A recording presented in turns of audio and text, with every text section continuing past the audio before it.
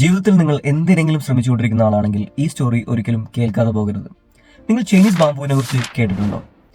Chinese bamboo നിങ്ങൾ നട്ടതിന് ശേഷം അതിന് റെഗുലറായിട്ട് വെള്ളമൊഴിക്കണം. അങ്ങനെ വെള്ളമൊഴിച്ച് ഒരാഴ്ച 2 ആഴ്ച കഴിയുമ്പോൾ ചെറിയൊരു തളിര് വരും മറ്റു ചെടികൾക്ക്, പക്ഷെ ചൈനീസ് ബാംബുവിന് വരില്ല.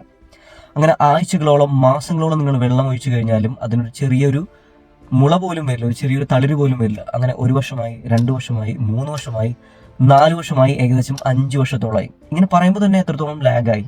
അങ്ങനെ 5 വർഷം വരെ നിങ്ങൾക്ക് അതിൽ ഒന്നും പ്രതീക്ഷിക്കാൻ കഴിയില്ല, ഒരു തളിര് പോലും വരില്ല. പക്ഷേ അതിന് റെഗുലറായിട്ട് വെള്ളം ഒഴിച്ചുകൊണ്ടിരിക്കണം. അങ്ങനെ 5 വർഷം കഴിയുമ്പോൾ ഏകദേശം 6 ആഴ്ച കൊണ്ട്, വെറും 6 ആഴ്ച അതോ 1.5 മാസം കൊണ്ട് ഏകദേശം 80 അടിയോളം ഉയരത്തിലേക്ക് അത് ക്യുക്കായിട്ട് വളരും.